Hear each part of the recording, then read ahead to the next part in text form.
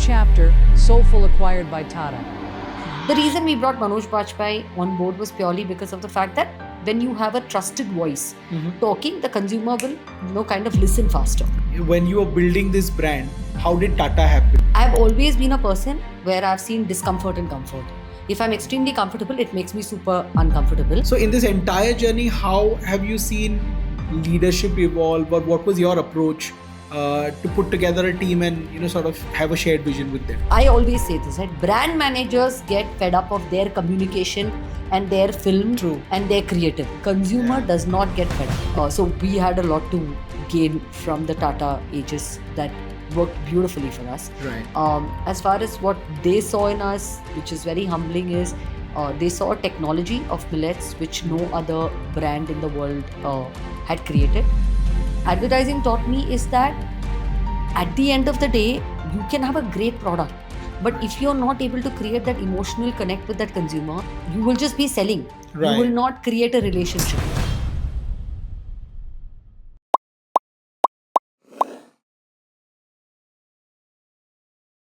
Our country is already started making healthy choices.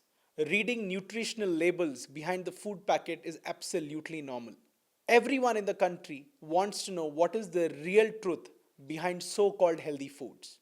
Today, we are more than happy to welcome a leader who's redefined the way India thinks and consumes healthy food.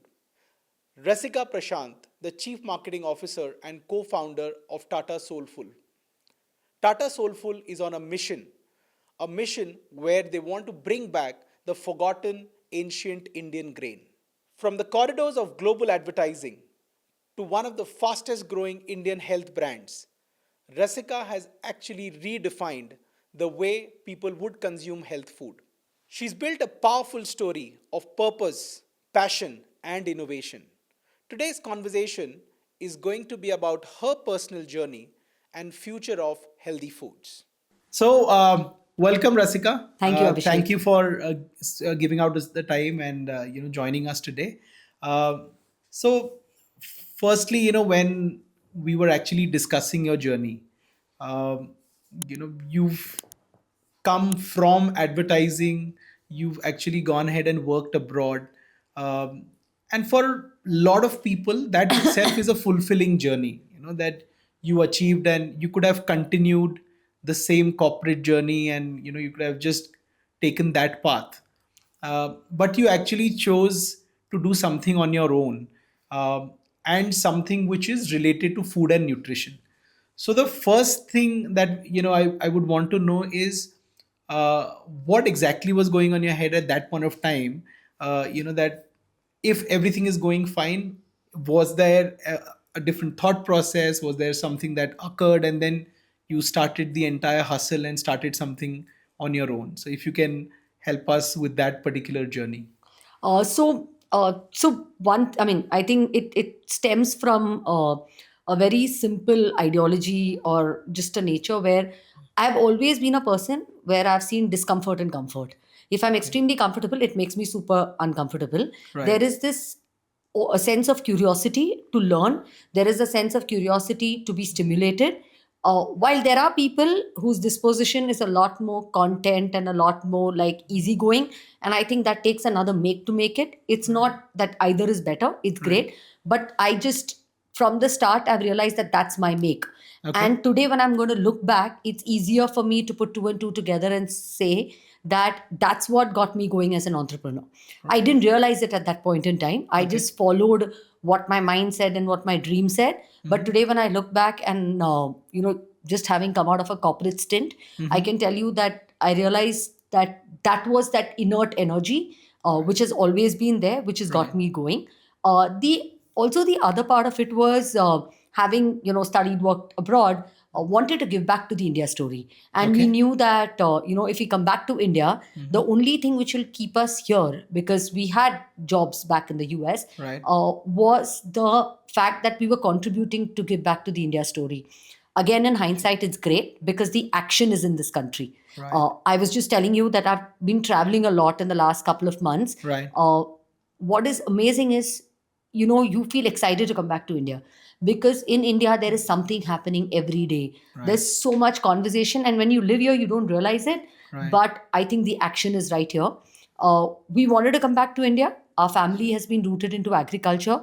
My co-founder is also my husband, who's Mr. Prashant Parameshwaran. He always wanted to come back and start something. Okay. We wanted to start something, and we also wanted to give back, like we said, to India. But Sure. we knew, as we were quite practical, coming from a business background, we knew that if it was not possible to be able to make enough to, give back, to make it a sense of purpose. So we Right. said that, what if we start doing something which, in that quest itself, is able to generate demand, which creates a sense of purpose.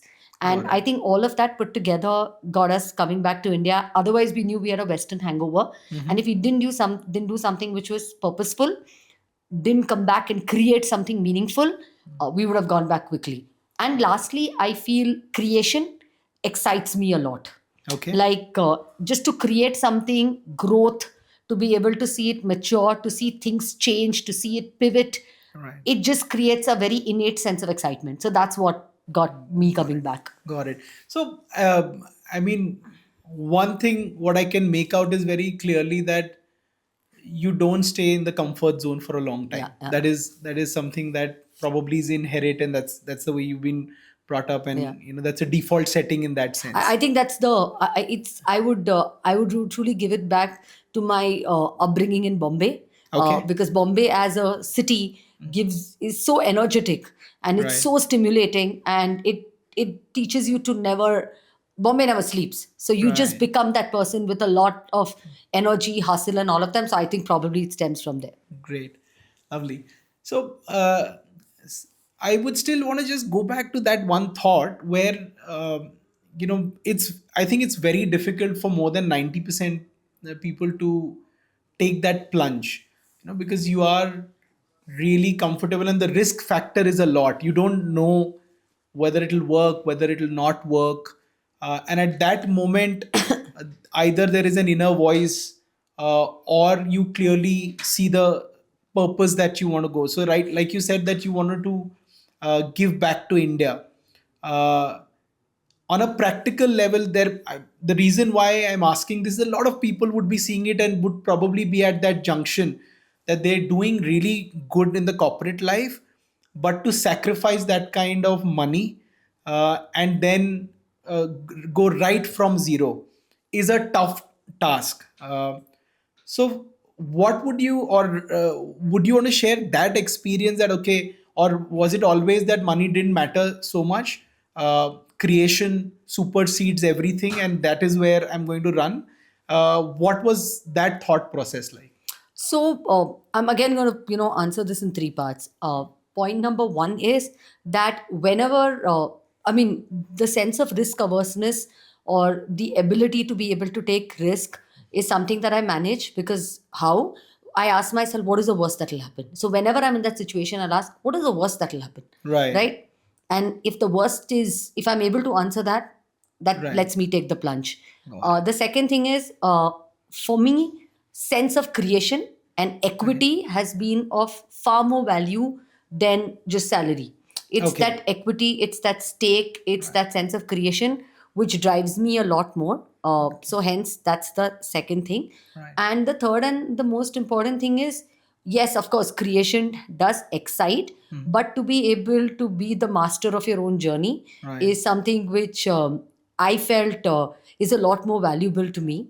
And Okay. all these three things, I come from a very professional background. Both my parents are professionals. Right. But my co-founder and my husband, these are things that I emulated from him, and I learned Okay. from him.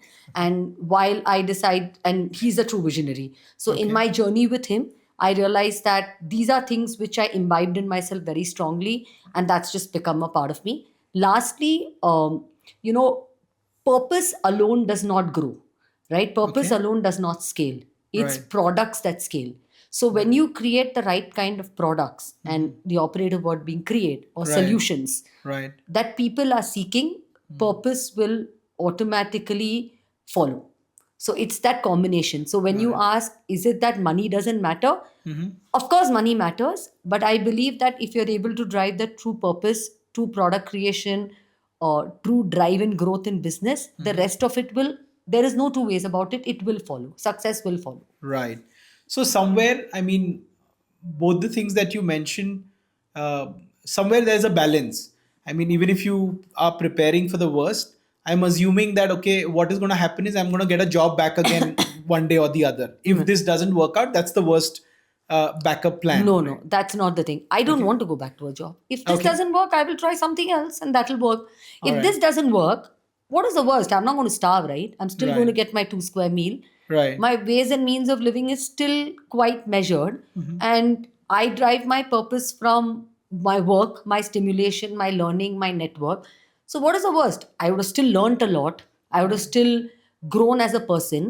I would still be able to live my life because, I mean, thanks to the Indian upbringing, quite frugal, quite rooted in value system Right. and saving money, value for money. So all that's taken care of. Never been like lived beyond your means kind. So Sure. you're kind of built a security blanket behind you to kind of fall back on. Right. And then maybe try something else. But the learning that I've got in that process Right. and the fact that you like I put that kind of hard work, nothing will go waste. Right. It is just a good foundation to probably, if this didn't work, then that learning will help me build on something else, which will become a success story. Right. So for you, it is ये काम नहीं कर रहा है, तो I am going to try something else and I'll keep moving forward. Is what. Yeah. What and for you I is. think in the course of time, like while you work on something and you try to make it happen and you learn a lot in that process, something it never becomes like ये काम नहीं कर रहा है. Something उसमें काम नहीं कर रहा है. And then Right. you pivot and then you Got pivot it. and then you Got it. pivot. So you keep pivoting. Okay. And then you find it's not that, oh, I'm going to shut this and move to something else. Right. You will start seeing green shoots somewhere else, which Sure. will make you pivot and, move on to the next tangent. Right. Lovely. And I think one aspect that I'm going to pick up is, like you mentioned, that purpose alone is not enough. Yeah. I mean, would it be fair in saying that you can't be completely emotional about something? That, Yeah. okay, I really feel passionate about a particular thing, but evaluating whether this is going to create something or not, or this is going to have that kind of ripple effect or not, is also that much important.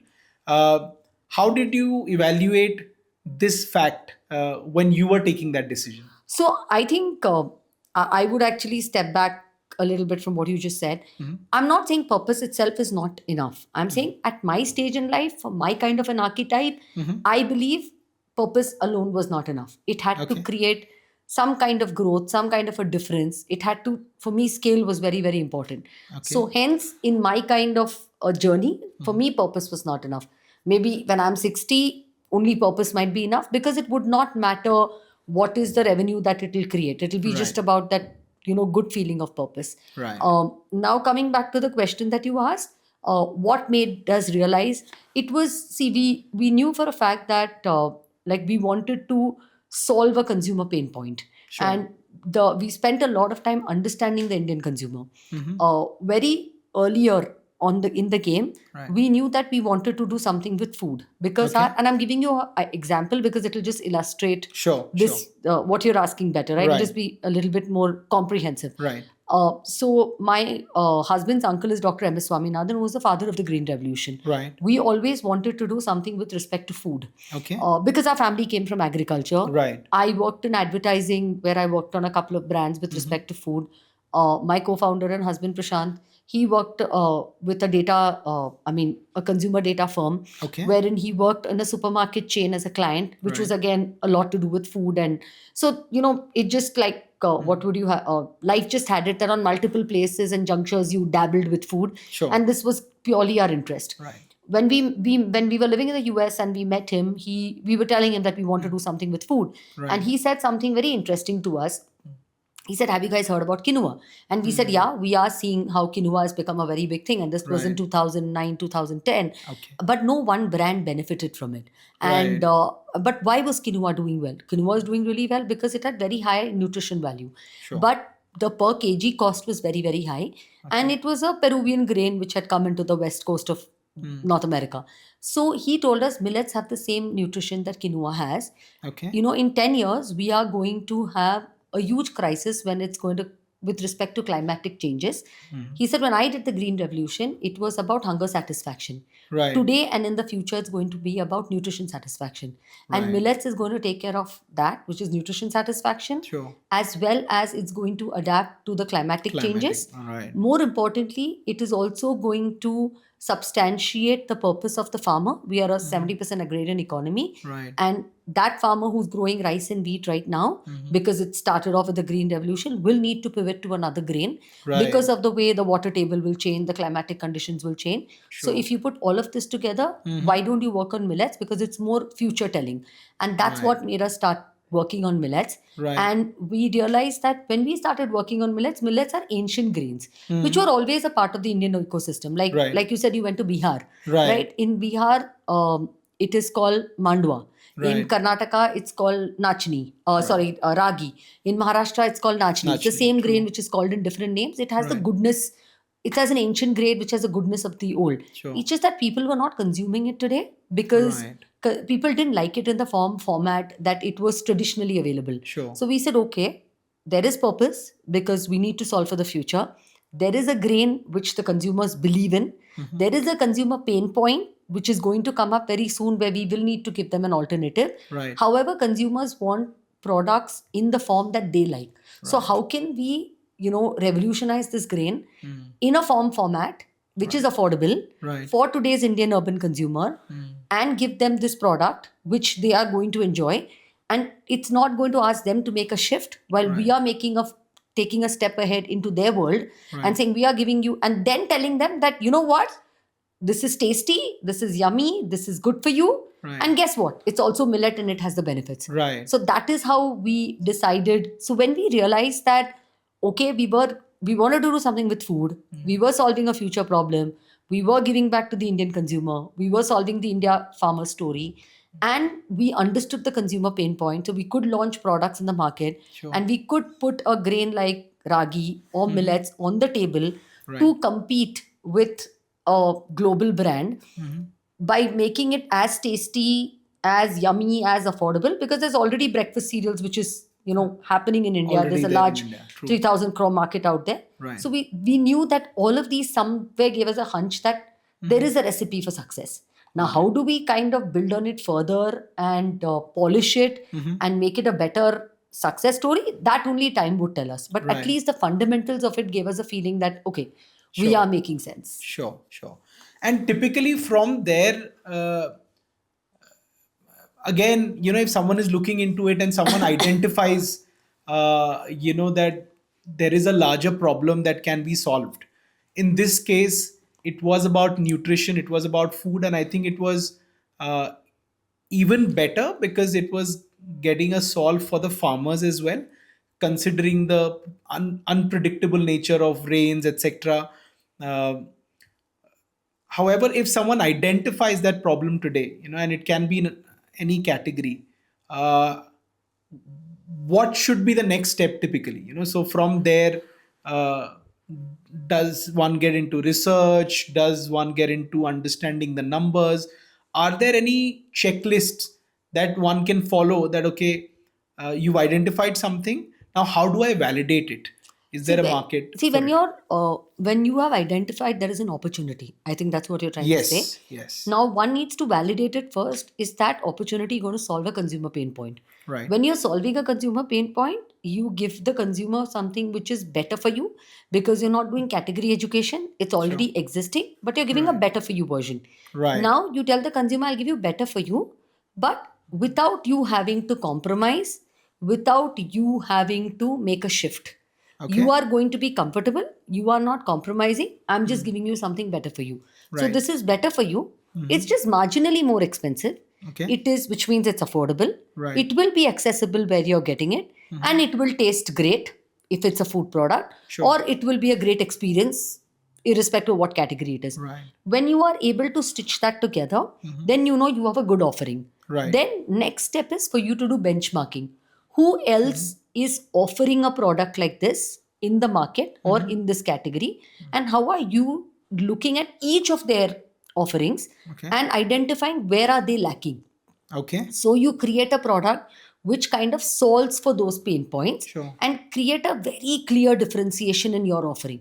And your entire portfolio is not about making multiple SKUs. Right. It is about making a range of offerings. It could be 3 or 4 products, but all of them anchored on the same differentiation, same benefits, Right. same ethos, so that that whole story stitches together. So whenever you are having a conversation about a particular offering of yours, it kind of waterfalls to the rest of your portfolio. Sure. And then later, so then what happens is, first of all, you've identified a consumer pain point. Right. Now you made them feel comfortable that don't worry, I'm not making you shift. Right. Then you are building a clear differentiation. Sure. Then you're understanding your competition and you're saying that where are you different. Right. So your differentiation becomes even more stronger. Right. Then you create a range, which is a portfolio of products, which are all anchoring on that differentiation and that, what would I say, that benefit or that strong ethos that your brand has. Right. And then you start building it into multiple cities, into multiple channels. Again, when you identify cities or you identify channels of sale, Right. the category should already be relevant over there. There should be a substantially large category size in those particular cities, in those particular channels. So you are just kind of adding to it. Right. You are going to have a very, very strong proposition that you will start growing faster than category. So Right. then you start becoming relevant Sure. for that particular channel or that particular city. Right. And then the next step is, once you've done all of this, then you start creating awareness and communication about what your differentiation is. And that's what advertising taught me, right? Right. Advertising taught me is that at the end of the day, you can have a great product. But if you're not able to create that emotional connect with that consumer, Sure. or tell the consumer what the relevancy of it is, or build the trust with the consumer, you will just be selling. Right. You will not create a relationship. True. So then you start creating the relationship, and then I think the sum of the parts will result in something where you reach a certain point, and that Fair. will then be an inflection to what you move on to next. Right. Great. Again, I've given you a very generic answer Yeah. because it was not a category. Right. If it was category, I could be a little bit more specific Right. as to Right. how do you proceed. Absolutely. I mean, the whole idea is, I am just assuming that people must be thinking at their stage of life with different ideas. Correct. And possibly they've identified something. Now, for example, someone needs to be prepared that if I'm creating a category, there needs to be a filter that it would require massive education Yes. for people to adapt and get into it. And it's a huge behavioral change that we are expecting. Yeah. Right? But what interesting parts that you've broken that into is, does the category exist? Do people already have certain kind of behavior in that category? Is there a gap that you're able to identify? And if you're able to fill that gap and get the correct form factor of the product, then it automatically fits into their life. So I think that's a great funnel, so to say, if I'm looking at any category for that matter. Sure. Right. Now, I just wanted to slightly deep dive into what you organically mentioned, that articulation becomes very important. Yeah. And since you have the advertising background and you've already seen brand building, and from an external world, it seems to be very organic that, okay, someone from advertising is starting a product, the marketing to pata hi hoga. So are there specific aspects that you learned about brands from the advertising world that was already there in your mind, which while you were building this? So what I learned from the advertising world again is that the most important thing that I learned is that it's important to humanize a brand. Right. And brands actually outlive people. Sure. So, and the third and most important thing is brand love for a consumer is creates a small niche and cult, Right. but that is something that builds that relationship between the consumer and the brand, and that consumer who has brand love for your brand becomes your core nucleus of your cohort. Right. Because the way they live, the way they think, the way they behave, that starts attributing to how you build your brand. I think Right. that's something. So it's very Yeah. important to humanize a Right, brand right. and to be able to create an emotional connect. Sure. And yeah, I think brands definitely outlive people. Right. Very interesting. I mean, this is something that is there right on our first slide of our agency, where without emotional connect, you might be able to create products but not brands. Correct. That's how we foresee. And one of the pillars that we are trying to build is humanize, where people should understand that it is human beings and not target audience in true sense. Correct. If you're able to figure out exact personality of your customer, then possibly you would be able to create the right communication, articulate it better. So And to be very honest, from day one, if you focused on, which is what even advertising taught me, or rather, I worked in the mecca of advertising, which is Ogilvy. Right. And Ogilvy and Mehta taught me this. It is not something that you can do overnight. Sure. It has to be done from day one. Right. So, like for example, for our kids portfolio, we have a mascot called Cruncha Mancha. Okay. And he's like the Hobbes between the mother and the child. Right. Right? Between Calvin and his mom. So he's a red color mascot, and Right. he's been in any communication of ours you will see Cruncha Mancha out there. Right. On the pack you will see Cruncha Mancha, on our communication you'll see Cruncha Mancha, in our ad you will see Cruncha Mancha. Right. So these are certain brand guidelines. Right. And that kind of takes you a very long way. And it also becomes a very important barrier to entry for Right. somebody to overnight, when you succeed, to come and cannibalize on your brand, because what you built from day one over the years, Right. that legacy of brand building cannot be replaced overnight. Right. It can only happen as a slow burn process. Sure. And any amount of AI or any amount of technology or consumer behavior change has not been able to replace this fundamental. Right, Yeah. right. Fair. So essentially what you're saying is, again, while you've done whatever you've told right from the beginning of identifying and then finding, the differentiation, articulating it, humanizing the brand,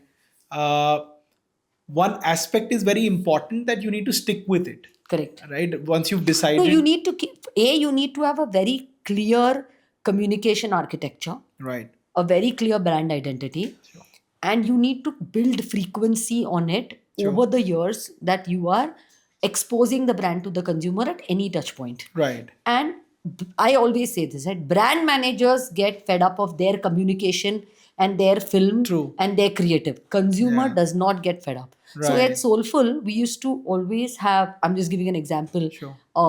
We used to spend 90% of our money on working media Right. and only 10% of our money on non-working media. Right. We used to build an asset and we used to use that asset for 4 years. Right. Because the more frequency you build on it and the more reach you give it over a period of 4-5 years, but even if I change my communication after 4 years, it will still be anchored on the same fundamentals of the brand identity that particular brand has. Okay. People tend to have a nature that, oh, now I have come, like, okay, let me put it this way, as a CMO, okay, wherever I will go, or whichever brand I will work with or have anything to do with, or even if it's my own brand, the first thing that I'm very mindful about is I will not touch what is working. Right. Because to recreate that in a corporate office itself is difficult today. Right. But to recreate that in that consumer's mind, Sure. when it is not broken, do not fix it. Right. There is some beautiful work which Correct. has brought the brand to this particular point. Sure. There is no chance in a span of 2 or 3 months Yeah. that you will be able to understand the depth of what that work has evolved to. Right. So there are enough and more white spaces, Sure. like business amplification, channel development, Right. moving to different cities, efficiency of P&L, Right. maybe creating innovative products. But all of them will take its own course to deliver the revenue. What is as BAU and what's worked well, Right. build on that. Don't try to first touch the proposition and the packaging and the Right. brand, Right. because that's what is the easiest thing to do. Correct. But that has done so well. Sure. And the consumer is very happy. Like even today, washing powder Nirma Yeah. is something that we remember. Absolutely. Right? Even today you remember Lalita ji. Right. Even today you remember that girl who came running on the cricket field Absolutely. for Cadbury's. Right. So why does Cadbury still have that purple packaging? Right. Because there's something that's worked. And I feel Sure. that is an entry to barrier. When you as a startup or a small brand are very conscious about it from day one, that nobody can touch that brand identity, not even me as a founder. Right. Even I will need to be following the brand guidelines to be able to touch it. You're creating gold. Right. Wonderful. I think this itself is a lesson for so many new age marketers. Yeah. Because I think also because once someone enters a new organization and, starts handling a mandate for a brand, it's too tempting to go ahead and change the communication archetype and, and like you rightly said, probably we've seen it so many times in our presentations and in our boardrooms, but the consumers, and even if they have, why do we take it away from them? We're a 1.2 billion population. Right. I mean, there is no chance every single person in your TAM has seen it 3 times. Right. Even if you think you have. Sure. Right? And there is enough clutter out there. Correct. And I believe changing communication using agencies is the lowest hanging fruit. True. If you are a true marketer, if you're a true category person, make a difference in the business. Right. Make the business grow. Sure. Make yourself worthwhile. Earn yourself that position, because when you make business grow, you truly learn the ropes of business. Right. Then come and have a justified way to say why you need to touch it. Absolutely. Wonderful. Just moving on to the other side, when we said advertising, has taught you so many things from a brand building perspective.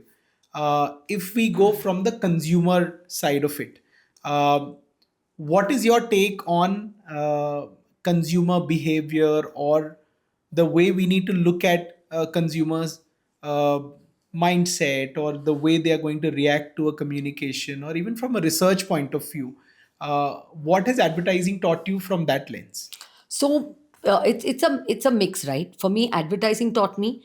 After advertising, when I came back to India, I started the retail business for our family business. Yeah. Opened a couple of retail stores, both in Kerala as well as in Bangalore. Okay. So I mean, it just by nature would sit at the store all day, because that was like my office, and Right. observe consumers.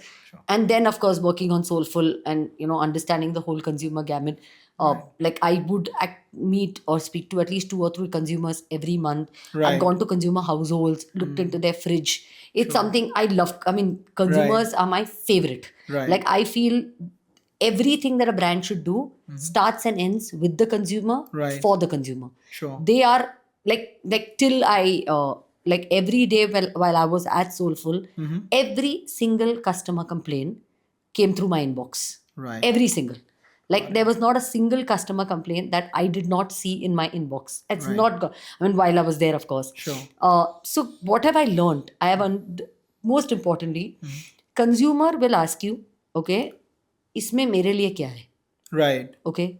Right. Consumer cannot be told कि मैं आपको ये दे रहा हूँ, अभी आप use करो. No. Sure. When you put a communication, the consumer wants to know इसमें मेरे लिए क्या है. Right. So first you need to know what is that consumer's pain point. Right. Then you need to know what is that consumer's comfort area. Right. Keeping these 2 things in mind, you start talking to the consumer. Sure. Secondly, you always we are a service-led country. Correct? Right. You always you treat consumer as king. Correct. For example, if a consumer says that this packet is spoiled or this product is spoiled, he is taking the effort to come and tell you or write Right. an email. How much time is it going to take him to say, I'm not going to eat this anymore? Right. That CAC loss is huge. True. So you always say, I am sorry, customer is king, and you make sure that you give them a replacement. Sure. And you never argue with the consumer, because consumer is God, because they make or break the brand. Right. Third thing is, consumers, once you create that relationship with the consumer and you actually create a bond and you understand them and you start talking to them. And of course, like I said, it's important to give them better for you options, but understand their comfort zone. It should be Right. available where they go. Right. It should be accessible for touch points where they are, which is their point of sale. Sure. And it has to be affordable. It cannot be like incrementally unaffordable. Right. Once you keep reaching out to the consumer and interacting with them, however big or smaller brand you are, there are various ways to be able to do remarketing and retention strategies, Sure. which with digital has become even more easier today. Right. Once you do that, you will see that the consumer falls in love with you. Then Right. whatever be the price or whatever you offer, the trust that you start developing with the consumer is paramount. Right. So you start where You are telling the consumer that you are God. I will do whatever it takes to earn your love. You don't need to trust me. I will bestow my trust onto you. I will give you quality products. And the moment you give quality products, the moment you start developing that relationship, the moment you start understanding his comfort space, the moment you start treating him special by saying that, hey, you know what, Abhishek, I have launched a new product and guess nobody else has tasted it. I want you to taste it. I'm just going to send you a hamper. Or saying that, hey, you know what, it's Diwali. Like, I want to send you a free hamper because I just thought about you. All of these little nuances, it will not be too late that the consumer falls in love with you, Right. and he will start talking to you and behaving with you as if he's your partner. Sure. And that's when you've achieved that journey with them. And then it's about keeping them in the franchise after that. Right. So yeah. Fair. I think very interesting point, is are you interacting with your customers or not? Yes. I mean, like you said, constantly talking to them and being close to them Yeah. does make a lot of difference, right? And you solve for what they require. You're not Right. because and we've seen that you don't, if you're too ahead of your time Hmm. and they don't need it, they just don't have the time space or the mind space or the bandwidth to try you. Right. It should be in their comfort space. Sure. So like I'll give you a simple example, right? We had masala oats at Soulfull. Okay. And our masala oats was a competition, there was a lead competitor and we were number 2. Right. We realized that what was masala oats? Masala oats is something that you eat for convenience. Right. Correct. So when you eat masala oats, you make it and it's convenient and it's healthy. Okay. But the moment that masala oats would be made, it would become very, very, and you would leave it for some time. It was very hot. Right. And the consumer left it for some time, it would become very sticky. So because it became sticky, they were not able to eat it. So we added millets, Right. which made it crunchy, and we made it non-sticky. So our Right. tagline was non-sticky must, taste zabardast. Right. So we understood that masala oats का consumer को tasty product चाहिए. Right. And competition के product में stickiness का problem है. Wonderful. So we solved both. But what we did was, he already likes 4 flavors which the competition is selling. Don't change that. He likes that 15 rupees, 18 rupees SKU and a larger product. Right. Don't change that. Sure. He has a certain set of touch points where he's going and buying it. Don't change that. Right. There are certain city and states where this consumer likes masala oats. Right. Don't change that. Sure. He likes it to be cooked in 4 minutes. And he also wants that option of it being microwavable. Don't change that. Right. So you make one small differentiation, which is solving his pain point, Right. and you're home and dry over there. Great. So, I mean, this also, comes to the point that there is opportunity right in front of you. Yeah. If you're looking at the entire game from a consumer lens. Correct. Yeah. In terms of what is his issue. I think most of the times it so happens, a lot of brands are self-obsessed with the products that they create. And that is what they want to push it to the consumer. And hence, there is a resistance that sort of comes in. Right. One interesting aspect that I want to touch upon, Rasika, is you've seen advertising and creating a business or creating a brand from scratch are like two different worlds in that sense, though it is correlated or overlapping for few aspects. Was there anything that you had to unlearn, or there was a discovery that, okay, this aspect was thought in a different manner when I was in the advertising periphery, but when I went onto the other side, that's like completely different, or I have to unlearn something and then sort of implement? So see, in advertising, no, you are able to create content, create communication at leisure. But Right. when you jump to the business side, feedback is super agile. Whether it's sales return or consumer feedback or product feedback or cost inflation or whatever it is. So the one thing I had to unlearn and learn was leisure marketing had to be replaced with uh, agile business operations. Okay. So I think that is the unlearning and learning which I had to do. Okay. That while I had to still create marketing, communication, product, etc., and do it with as much love, I also had to make sure that creation had to be replaced with iteration.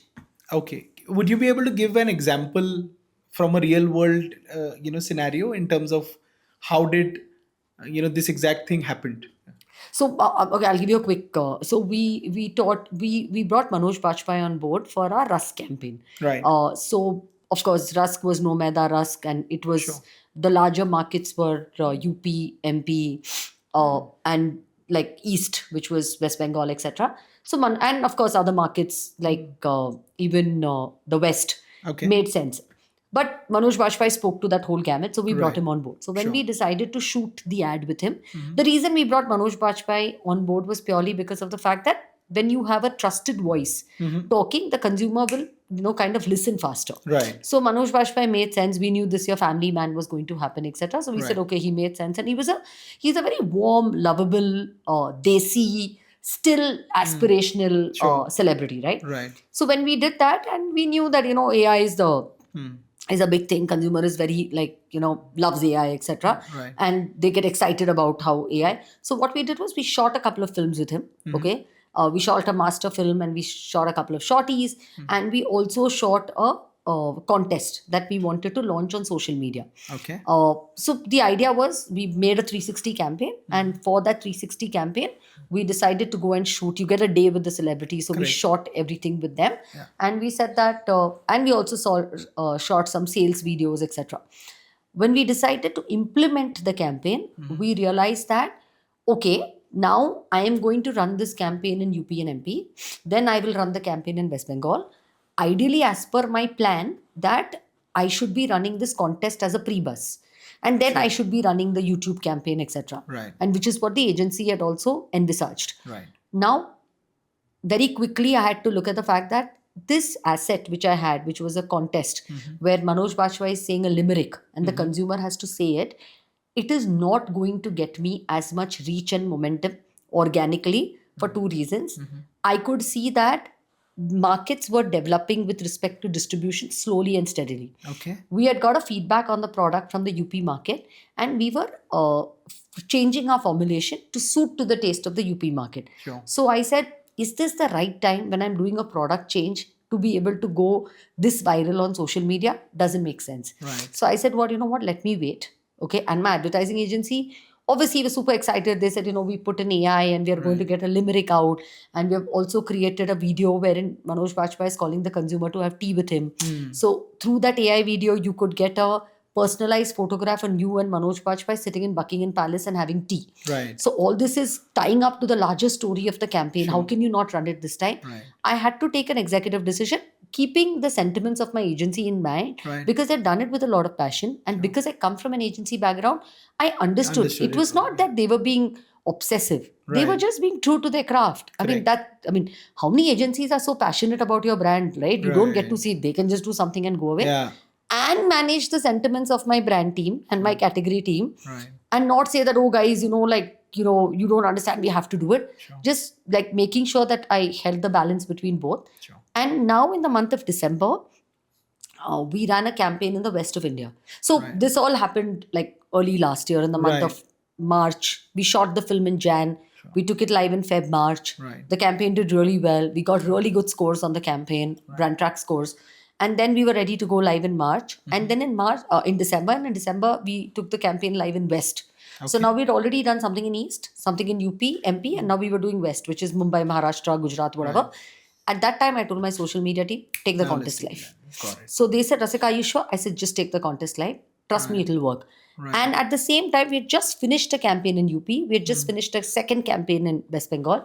You will not believe, just through that contest, I got to know because I left Soulfull on 15th of December. Right. So my team told me our followers went up by 9,000 Wow. just because of that contest. But the Right. same contest video would not have seen that much excitement if it was played in the month of Feb March. Right. Also, I think Manoj Bajpayee, Family Man, having released in November, Right. there was so much noise around him. People were excited about him. Somebody else had invested money in making him big. Right. So all of that played up. Played up. In a typical advertising world, as per my marketing This and is media the- plan, yeah, yeah. I would have This just is taken my it. media release plan. I need Yes, to just I would follow have just. that. So that's Got the it. clear difference. Got it. Yeah. Lovely. Fantastic. Now, coming to Soulfull's journey,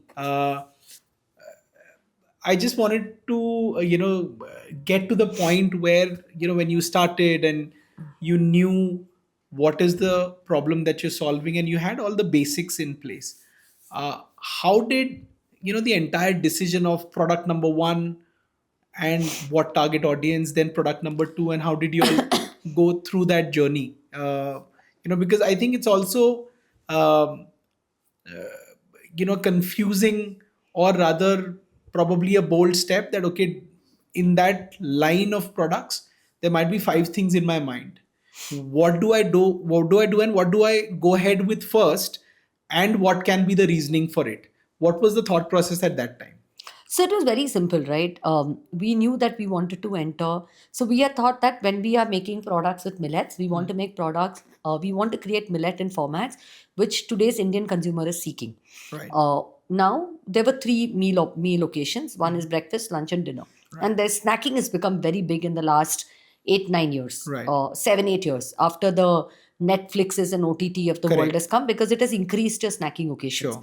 But at that point in time, these were your three main consumption occasions. Right. In these three main consumption occasions, lunch and dinner, we knew Indian consumer does not like to eat the same thing every day. Right. They like to eat something different every day. Sure. So the location which was left was breakfast. Breakfast. Why it was important for us that the consumer eats us very often? Because only then we're able to create frequency of purchase and induce ourselves into the shopping basket on more frequent purchase occasions. Sure. Only then we can scale the business, because in FMCG your price point is, your AOV is fairly lower than consumer goods, right? Right.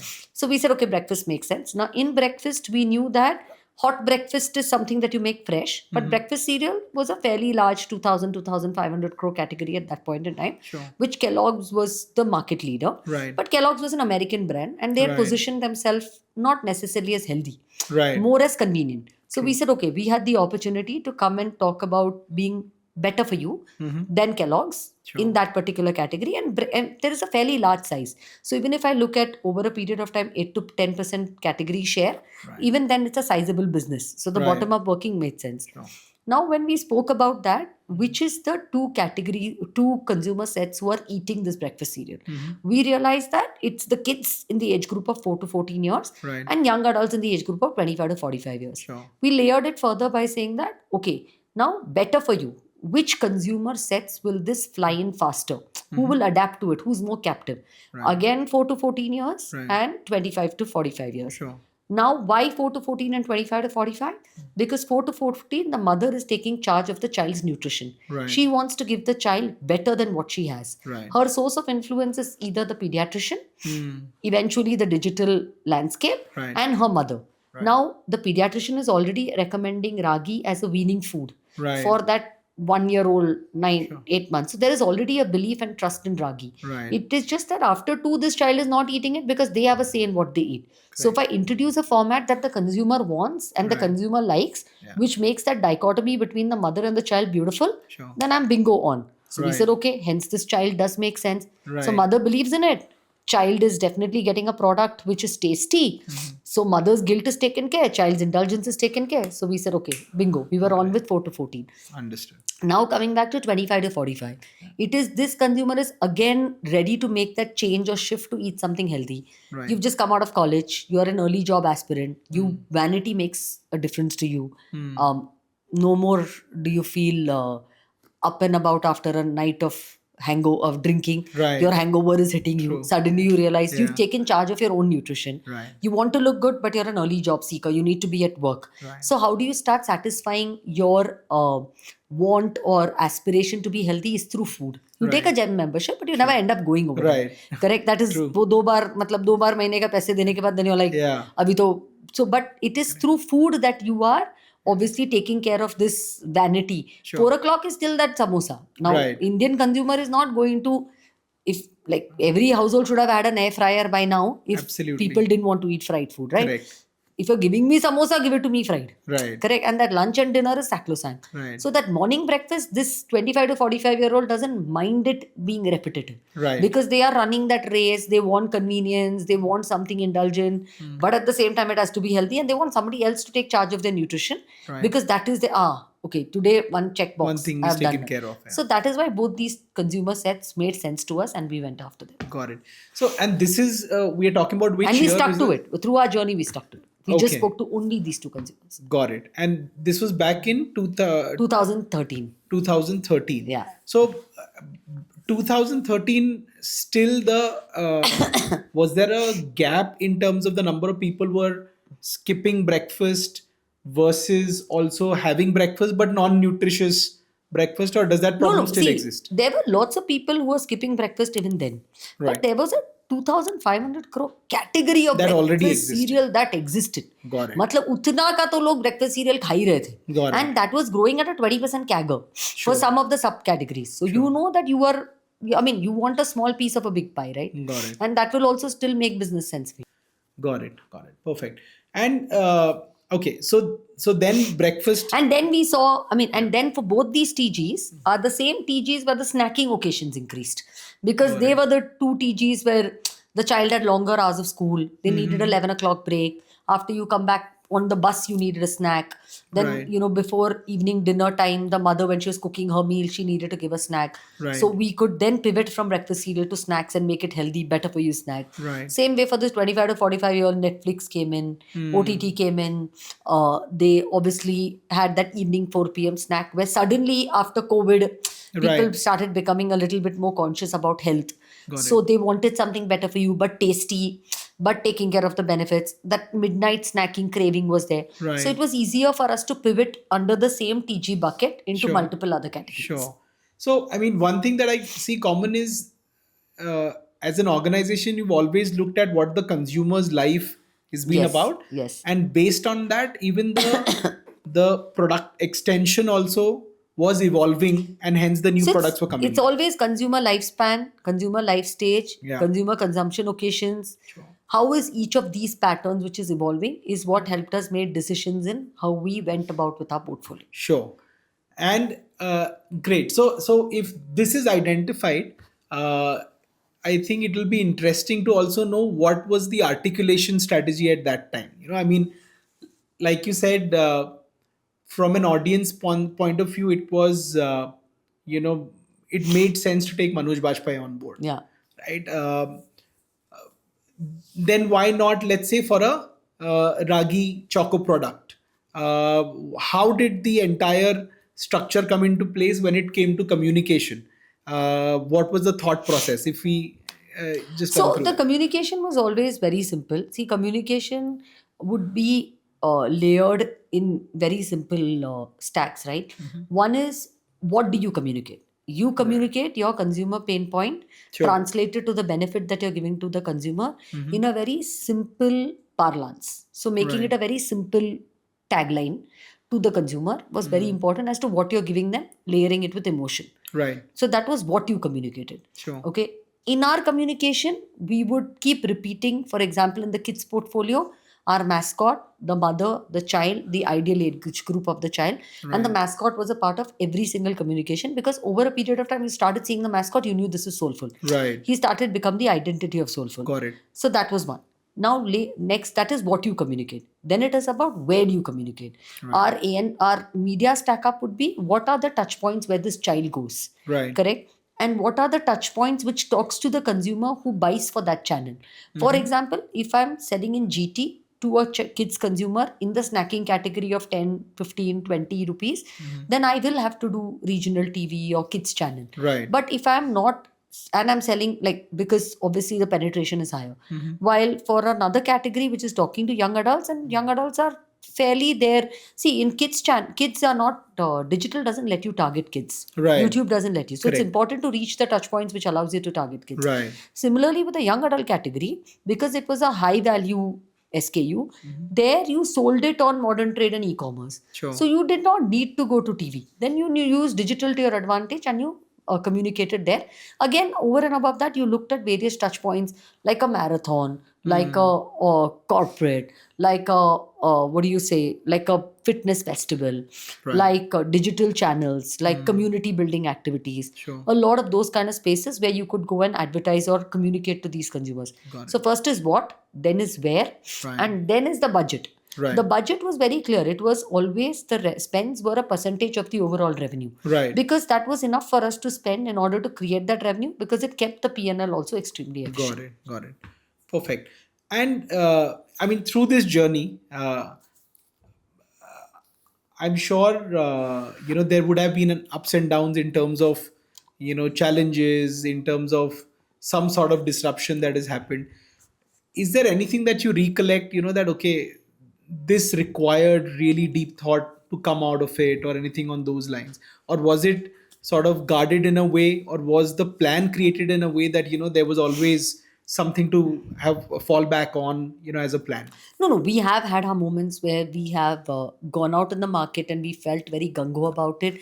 And we've realized that it's important for us to, recoil ourselves and probably change the offering. Okay. There have been multiple occasions, but we've never shied away from that because we by nature are extremely agile.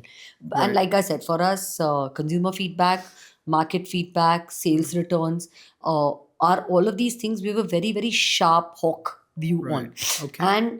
And while we do all of that, uh, what's very critical is to keep our view on and to be able to be very introspective True. as to the fact that if the consumer is saying this, if the market is not responding, then it's important to kind of reimagine yourself. So Okay. that's again something which is very like, I'll give you a classic example, right? In 2018 we raised our first round of funding. 2019 we went to raise the next round of funding. Towards the end of 2019 and we were pegged completely on growth and Right. not profitability. And when we Right. realized in 2019 when we went out to raise money that the market was not I mean, there were a couple of fiascos which had happened in the fundraising world which had led to brands needing to be profitable. So we Right. completely reimagined ourselves Okay. and we did a Soulful 2.0, Okay. and we reimagined ourselves and turned ourselves profitable in 2 months. Okay. And touch wood, we did that and we launched a D2C platform because there was a lot of ask of us as to who's your consumer, what is their response, what is the consumer loyalty, how are Right. you tracking loyalty. So it was Right. important for us to be with the times. Sure. And because we always listened, introspected, and recoiled ourselves to it. We built our D2C platform. Right. And at luck had it, March 2020 is when COVID hit. Right. And thankfully, we were a profitable business, A. Right. B, we had a D2C platform. And when COVID happened, we shut our factory only for a day, literally Okay. only for a day, because we were trying to figure what's going on. And when they had announced the what did they call it, lockdown. Lockdown. So for that one day we had shut the factory, but Right. then we opened the factory. There was a period of almost 20 to 25 days that Soulful was the only brand in the category that you saw on the shelf in any store. Right. And that is how we used our size and our agility to our advantage, because if we Right. were a large conglomerate, Right. we would not have been able to take those decisions. Sure. And going back to the question, why you thought you wanted to work for yourself, Right. because when you are your own boss, you are able to take such consumer friendly decisions Right. and still make sure you create the balance. Got So there are fewer people in a boardroom taking decisions and making things happen faster. Sure. Then, like, there are meetings to discuss a meeting Right. which I think is an absolute waste of time. Right. Agree. Great. I'm sure this is something that would have been, sort of asked multiple times to you. When you were building this brand, how did Tata happen? How did the entire, conversation happen? And one aspect that, I want to touch upon is, of course, the first thing that comes to mind is, what did Tata see in Soulful that they wanted to come in? And, uh, because you all were profitable, because, I think the foundation was fantastic in terms of all the basics in place. What did y'all expect from Tata, and what changed? That okay, once Tata comes in, then from there is the game going to change? Is it going to be bigger? What exactly was those dynamics? So after COVID, what happened was there was this sudden uh, slur- splurge of consumers understanding what is packaged food. Suddenly, that whole barrier that packaged food nahi khayenge became like packaged food hi khayenge, because it's more hygienic, it's more cleaner, it's better to eat that, because COVID created that pivot of understanding of hygiene, health, better for you, wellness, all that awareness just catapulted like overnight, right? Right. So hence a lot of large companies started realizing that, or felt the need, not realizing, felt the need to bring brands who had this kind of an offering into their foray. Soulful had the advantage that our products could also be sold in rupees 10, rupees 15, rupees 5 formats, Sure. which is very important for a large FMCG because their largest landscape is GT. Right. And quick commerce is a very new, last 1 year old phenomena, Sure. right? At that point in time, GT was the largest landscape. Right. So yeah, I mean that's how our conversations with Tata Consumer started. What we saw in Tata Consumer was like the might of Tata. Right. It is the most trusted brand. Sure. So that was fantastic. Secondly, we had worked with the government to be able to do work for 2021 to be the International Year of Millets by UN. And Right. because of COVID, it got shifted by 2 years. So 2023 was going to be the International Year of Millets. The beauty of being, Tata ka brand, being Right. the millet brand, was far more powerful than it just being soulful. Because under Tata, there was Desh Ka Namak, there is Sure. Desh Ki Chai, Right. and now it will be Desh Ke Millets. Right. So that was the second thing. Third is the GT landscape and infrastructure and the might that Tata had. Like I again said, GT is a very, very important landscape. If you really we wanted to take nutrition to grassroots. Right. And our ambition was, we always, like I said, we came back to give to the India story. And we wanted health to be available for every child and every mother. Why should it be only for the niche? Why should Correct. it be only in the food halls and the nature's basket of the world? Why can we not take it to grassroots? And that could not have happened without the might of Tata, because the beautiful GT infrastructure that they had was only something that we could benefit from a large conglomerate like that. Right. So that was the third and most important reason. And fourth reason was also because we wanted to take the brand international. We launched a brand called Joyful, which we then sold in markets like UK and US. Sure. And that is again something which could have happened more efficiently with the might of Tata. So we had a lot to gain from the Tata aegis that worked beautifully for us. Right. As far as what they saw in us, which is very humbling, is they saw a technology of millets which no other brand in the world had created. So it was a strong millet technology that we had within our organization. They saw a brand which catered to millennials, which spoke to millennial parents, and they saw a brand which had a very strong bottom line P&L. Like we were extremely bottom line efficient at that point in time with very healthy gross margins. They saw a brand which, though it was in the health and wellness foray, it could extend itself to the rupees 10, rupees 5 portfolio, which would complement the GT landscape, which was their strength at Got that it. point in time. And they also saw a team which was very agile, young, very driven, very passionate. So I think it was a mix of all of that. Yeah. Great. One aspect that I want to, touch upon is, while, we spoke about millets, and I mean, globally we are the hub for these grains, right? And 2023 was the year of millets. Uh, as a brand who's built something with millets, from your perspective, do you still feel that the country is um, influenced from the West, where quinoa is still cooler? The adaptation would require some more push, or you see that as an organic, shift that is happening, where as the awareness is growing, as quick commerce is going to come in, the convenience is increasing, the shift is naturally happening. What is your views on that? So, okay. So with respect to millets, why do I see them as a powerful grain? Because millets are not just superfood, they're smart food. When I say they're smart food, superfood is food that is good for you. Right. So like your foxnut that you were talking about Right. is superfood, Correct. right? But smart food is food that is good for you, good for the farmer, and good for the environment. Correct. So millets are superfood. So Sure. hence they will become super relevant over a period of time. So I definitely see it becoming a larger rage than quinoa, which I think the penetration of millets is already larger than quinoa. Okay. Quinoa is quite niche, so Okay. that is a given. Right. Second thing is, see that, like I told you, right? You have to keep the consumer in the forefront, Sure. correct? And you have to see what is the consumer pain point. Today, if you go to see, there is a very big awareness on protein.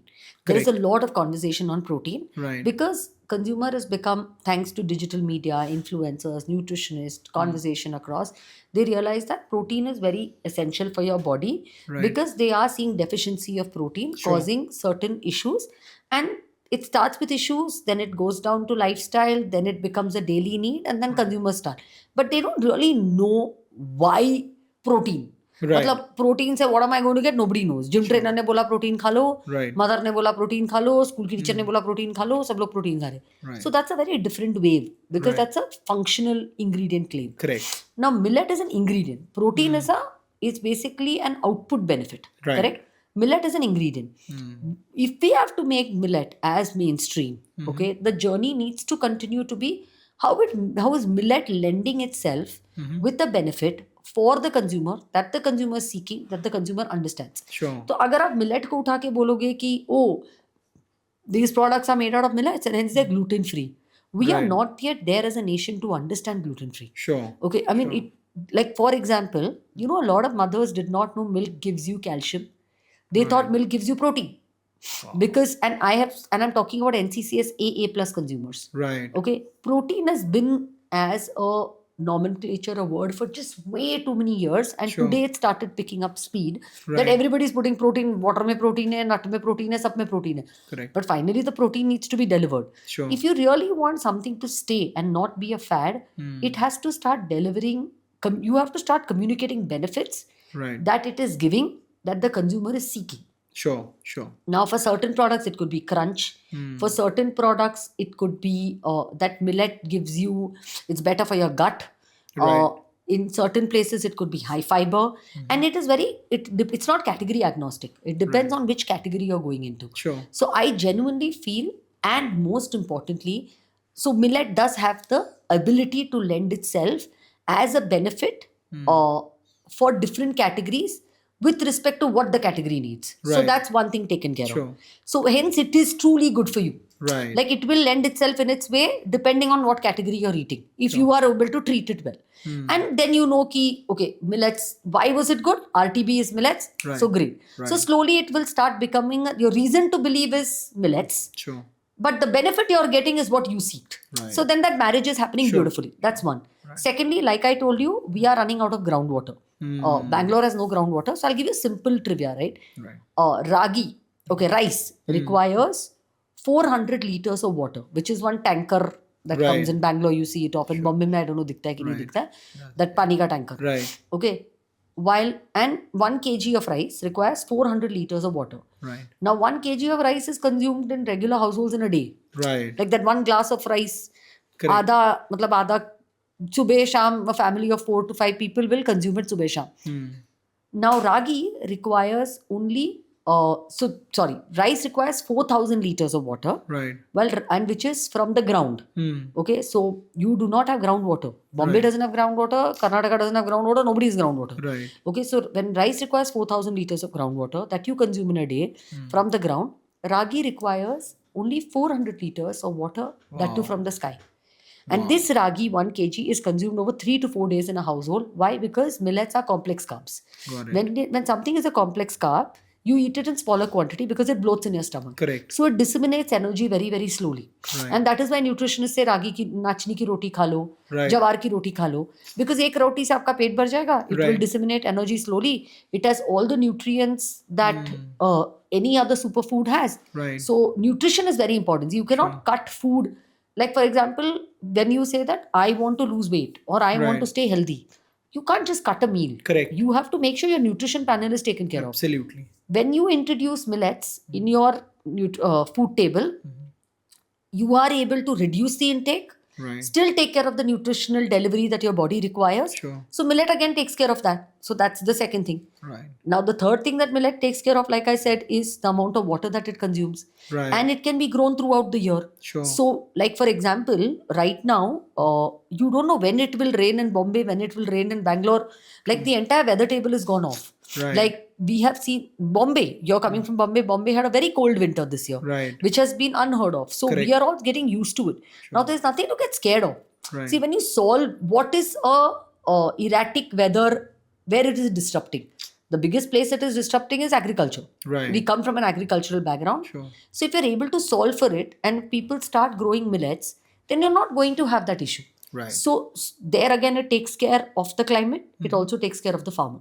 Right. So I feel because this particular grain has so many different salts and it is rooted in ancient culture and we have believed in it from our ancestors, there is definitely a place for it on the table. Sure. It is just about, if you go around telling people, "Aap millet khaiye, aap millet khaiye," the moment you hear millet, it sounds very grainy. Right. It sounds very like correct. non-tasty कि ये तो cardboard जैसे. Indian consumer will not eat cardboard. Right. आप उसको कुछ भी कर लो, उसको टेस्ट बहुत They need जरूरी taste, है. yeah, Every absolutely. family occasion is around food. True. कि लंच में क्या खाएंगे, ब्रेकफास्ट में क्या खाएंगे, डिनर में क्या खाएंगे.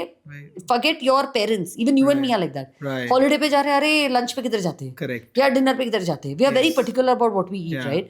So you cannot, the moment you start saying millet, grain, वो ऐसे लगता है अनाज खाने वाले. Right. So even an Ashirwad atta used to show a roti falling. Right. Even Vanaspati ghee dalda, that little child in the ad was, Mamma ne jalebi banai. Jalebi banai. They didn't say dalda banaya hai. Correct. Correct. So it is important to lure the consumer with taste.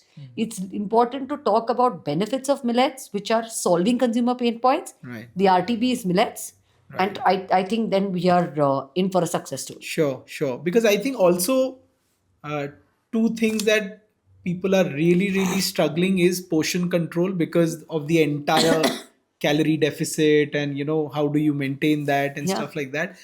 And for especially people who are looking at solving this through a vegetarian diet, Yeah. that becomes an easy solution for them as well. Great. Great. So, Rasika, one aspect again when it comes to running a business, while we spoke about the product, the marketing bit, it requires people coming together. It requires, a team formation, empowerment, the way you're going to share the vision. So, in this entire journey, how have you seen leadership evolve, or what was your approach to put together a team and sort of have a shared vision with them? So I think I will just summarize it in one line, right? I will say that your team members don't seek only charismatic leaders. Okay. They seek leaders with clarity. Okay. As a leader, I have always believed my most important role is not to be the bottleneck for my team. I have to be the enabler to pass the ball. It has to be a successful football game. The ball comes to me, I pass it back at you. Right. It should never wait at my end. Sure. So that is one. Secondly, I have to be their mentor, their friend, as well as the person who pushes them beyond odds, Okay. who makes them do things which are pushing them out of their comfort space, Okay. who's able to. So that's one. And the third and most important thing is who drives the most important part of what a leader's role is to build a vision and to translate that vision clearly to your team and enable them to deliver and tell them that I have your back. Right. Don't worry, you fail, I have your back. Sure. And preempt where they could fail, where they could succeed. And irrespective of whatever they do, the credit belongs to them. If they do a good job, they take the credit. Right. In public, if they don't do a good job, then they are made to realize that what went wrong in person. Right. Fair. So again, two questions branching out from what you said. When you're saying that the leaders should not be a bottleneck, does that translate into they taking a lot of decisions on them? Is that the empowerment, No. what So does that basically, translate see, into? what you do is, this is how I always worked with my team, right? If there was something which was to be done, okay, I would call my team in, and it would always be a discussion. I always believed in a flat organization structure. It was a discussion. I never told them you will do this in this much time. I would tell them, guys, we need to do this. Right. Okay, this is what we have to achieve. Can you all tell me how should we go about it? Okay, and they would probably put in their thoughts together.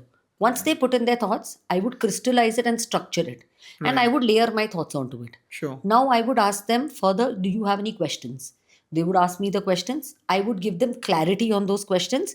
If I didn't have clarity, it would be a teamwork to be able to get clarity on it. Right. Then I would put a framework, and I would say, guys, basis what you have told me, Sure. this is a framework that I think makes sense. Do you think it makes sense? They would say yes, no. these are the changes, we would tweak it. So it's a very collaborative effort. Got it. Then I would ask them that, guys, this is the goalpost from a timeline. Now you tell me, how much time do you think you're going to take to come back to me on this? Got it. In my mind, I would have a timeline, but trust me, they will always give you an optimized time versus what you're thinking. Got it. And the moment they give you the timeline, then they will stick to it. Sure. So I would say, okay, fine, works. Right. And I would say, in the process, whenever you have a question, I am available either on WhatsApp, call, email. You don't have to worry about it. Fair. So I am never going to be the bottleneck for your work to stop. Right. If you need me to look at it, I will look at it immediately. Just put time on my calendar. So I would always be very mindful about the fact that somebody else is actually doing it for me. Right. They are putting their time and effort. All I need to do is take a look at it, give a macro view, and I just need to be available all the time. Sure. I mean, that's the least I can do. Right. And in that process, I would tell them it's okay if you fail. Right. Don't worry. Sure. If you fail, I will help you fix it. Got You it. don't have to worry. And so that I am able to do that, I would preempt where they could fail because I would know them well. And most of the time, they would surprise me in doing better than what I thought they would. Got it. Second thing is, I would tell them that you do not have to worry. I would give them a lot of transparency. I would say, today I have my daughter's PTM, I'm not available, but after this time, you can call me. Right. I would encourage them to be as transparent and say, it's okay if you're on leave, dude. You don't need to be Absolutely. embarrassed. Right. You are entitled to this. It's okay. It's okay if you're going down to just chill. Correct. It's fine. As far as we are all output driven. We are Right. not going to be micromanaging. Sure. And lastly, once they did their first cut, they would come and sit with me. I would take a look at it. Sure. And in a very polite, but yet in a very professional manner, I would tell them, these are the changes we need to do. Right. This is what we could do better. What do you think about it? So it would always be with consent. Right. And once they would buy into it, they would make the change and the output would be always better. But I would always have a backup ready because for me, I would not let them fail. And Got it. then it was about giving them the confidence, helping them do a rehearsal with me, telling them maybe you want to just run it through me before you go present it or you go talk about it, and let them own it. Let them completely own it. And I would say it's okay. If somebody asks you questions, I'm on the call. Got it. You don't worry. I will stand by you. I will back up for you. You will not drop. But be prepared when you go. Sure. And I would preempt it a little bit a day or two before. I'd say, guys, we need to do this. You remember, no? Right. Because sometimes they will tend to forget. Correct. So it was that joint collaborative effort where they gave in their all. Yeah. I was there to help them whenever they reached out to me. Right. If I'm not going to be available, I'll transparently tell them I'm not there, but I will be there at this time. Fair. And make sure that they own their success. I cannot tell you, Abhishek. I have seen such fantastic pivots happening, Right. the growth that's happening. And I can tell you for sure, right? The marketing team that I had, they were like master of everything. Like the number of things that they knew was amazing because I always told them that, the more you learn, the more you engage, the more you dabble, the better it is because this is your time to do it. If you don't do it now, you have all the freedom, and it is about enabling them and just never being the bottleneck. Got And I it. would say, if you need an approval from me, send me a WhatsApp. I will Got approve it. it. So, in that sense, it's the output that needs to be achieved becomes the agenda, Yes. and everyone else is working towards that rather than instructional. And this is what this is what you need to do. Wonderful. And because I also believe, and I very strongly believe this, when I do another business, people are your most important asset. Right. People pay for themselves. There is no stronger asset in any organization than the people that are a part of it. Sure. And nothing can replace, no AI, no technology can replace human value. Got it. Got it. And the other thing that you mentioned, there's a balance. I mean, a lot of times, because leadership or people management is really close to my heart. I still am in touch with people I've worked in Accenture in Bangalore, even though I'm in Bombay, and so one aspect that I always feel people struggle with leadership is how do I strike the balance between being friendly and also ensuring that the output is coming out, right? What was your funda on that? So my funda was very simple. It was again anchored on few things. One was empathy. Second was transparency. Third was being a subject matter expert. Okay. So, and today's generation, I see that more. When you're transparent, when you're empathetic, you trust, and if they see you as a subject matter expert, then you just need to, even when you are having a personal conversation with them, they will be transparent with you, but they are not going to take advantage of you.